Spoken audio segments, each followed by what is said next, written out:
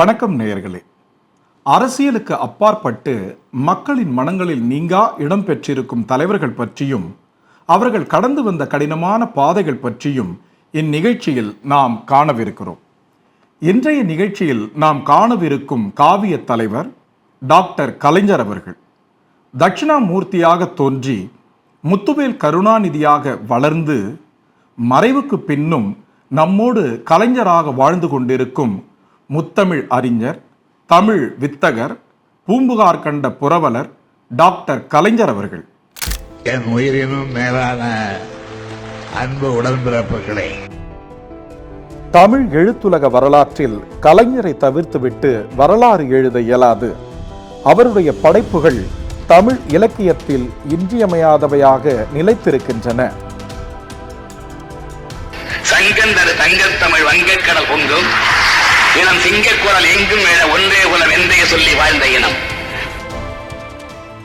அவர் தனது வாழ்நாள் முழுவதும் தமிழ் இலக்கியத்திற்காக பணியாற்றினார் என்று கூறினால் அது மிக இல்லை. தமிழ் கூறும் உலகம் இருக்கும் வரை கலைஞர் என்று உச்சரித்தால் அது கருணாநிதி அவர்களையே அழைப்பதாக இருக்கும்.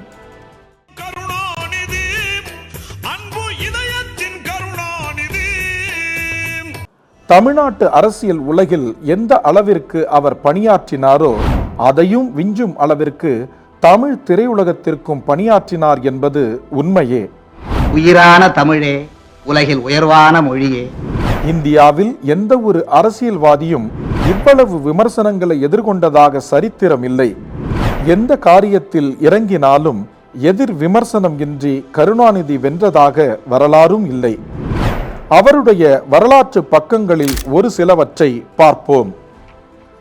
நாகப்பட்டினம் மாவட்டத்தில் உள்ள திருக்குவளை என்னும் கிராமத்தில் 1924ஆம் ஆண்டு ஜூன் 3ஆம் தேதி எளிய குடும்பத்தில் முத்துவேலருக்கும் அஞ்சுகம் அம்மையாருக்கும் மகனாக பிறந்தார் கருணாநிதி. இவர் பள்ளிப்படிப்பை திருக்குவளையிலும் பின்னர் திருவாரூரிலும் பயின்றார். பள்ளி தேர்வில் 3 முறை தோல்வியடைந்த கருணாநிதி அவர்கள் படித்தேன், அதிலும் சேரவில்லை. நன்கு கல்வி கற்று தேர்ச்சி பெற்ற அறிஞர் பெருமக்களே வியக்கும் அளவிற்கு எழுத்துலக வரலாற்றில் முத்திரை பதித்தார். பட்டப்படிப்புகள் படிக்கவில்லை என்றாலும் கூட தமிழ் இலக்கியத்தில் கருணாநிதி அவர்கள் நன்கு புலமை பெற்றிருந்தார். மனங்கமழும் தமிழே, மனங்கவரும் தாயே.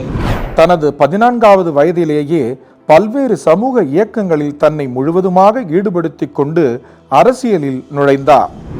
இளம் வயதிலேயே பல்வேறு தமிழ் தலைவர்களின் எழுத்துக்களால் ஈர்க்கப்பட்டார் கருணாநிதி அவர்கள். தன்னுடைய நண்பர்களுடன் சேர்ந்து மாணவர் அணி ஒன்றையும் மாணவ நேசன் என்ற பெயரில் கையெழுத்து பிரதி பத்திரிகை ஒன்றையும் 1941 நடத்த ஆரம்பித்தார். அது ஒரு மாத இதழாகும். குடிசை பகுதிகளுக்கு சென்று அங்கு வாழும் மக்களின் நிலை குறித்து கேட்டறிந்து அதை எழுதுவதை வழக்கமாக கொண்டிருந்தார் கருணாநிதி. அந்த கையெழுத்து பிரதித்துண்டு பிரசுரம்தான் பின் நாட்களில் முரசொலி பத்திரிகையாக உருவெடுத்தது. எழுத்தாளர், நாடக கலைஞர், கவிஞர் மற்றும் பத்திரிகையாளர் என்ற பன்முகம் கொண்ட கருணாநிதி அவர்களின் முதல் நாடகம் பழனியப்பன் திருவாரூர் மாவட்டத்தில் இருக்கும் பேபி டாக்கீஸில் 1944 நடத்தப்பட்டது. தூக்குமேடை, மணிமகுடம், நானே அறிவாளி உள்ளிட்ட மேடை நாடகங்களை கருணாநிதி அவர்கள் எழுதி அதில் நடித்தும் உள்ளார். தித்திக்கும் தீந்தமிழ் சாரெடுத்து கற்பனை தேன் கலந்து. ஒரு முறை தூக்குமேடை நாடகத்தின் போது அதில் நடித்த நடிகவேல் எம்.ஆர். ராதா அவர்கள் கருணாநிதியின் பன்முகத்தன்மையை கண்டு வியந்து இவருக்கு கலைஞர் என்ற பட்டம் தந்தார். அதுவே அவர் வாழ்வில் நிலைத்து நின்றது. தந்தை பெரியாரிடம் ஏற்பட்ட சிறிய கருத்து வேறுபாட்டால் அண்ணா அவர்கள் பிரிய நேரிட்டது. கலைஞர் அவர்களும் அண்ணாவுடன் சேர்ந்து பயணித்தார். அண்ணாவின் மீது அன்பு கொண்ட கருணாநிதி அவர்கள் அண்ணா அவர்களை எங்கள் போர்ப்படை தளபதி என்று மேடையில் பேசுவதை வழக்கமாக கொண்டிருந்தார். அந்த சமயம் தூக்குமேடை நாடகத்தில் கலைஞர் அவர்களும் எம்.ஆர். ராதா அவர்களும் சேர்ந்து நடித்து கொண்டிருந்த காட்சியில் சற்றும் எதிர்பாரா விதமாக கலைஞரை பார்த்து எம்.ஆர். ராதா அவர்கள், உங்கள் தளபதி எத்தனை போருக்கு சென்றார், எத்தனை போரில் வென்றார் என அந்த நாடக காட்சியில் இல்லாத வசனம் ஒன்றை கேட்க கருணாநிதி ஒரு நிமிடம் சுதாரித்துக் கொண்டு எம்.ஆர். ராதா அவர்களை நோக்கி, வீணையை மீட்டுவதற்கு முன் வீணையை வீணை என்று சொல்வதில்லையா? வாளை வீசுவதற்கு முன் வாளை வாள் என்று சொல்வதில்லையா? அதுபோல போருக்கு செல்வதற்கு முன் எங்கள் தளபதியை தளபதி என்று அழைத்தோம் என்றார் கருணாநிதி.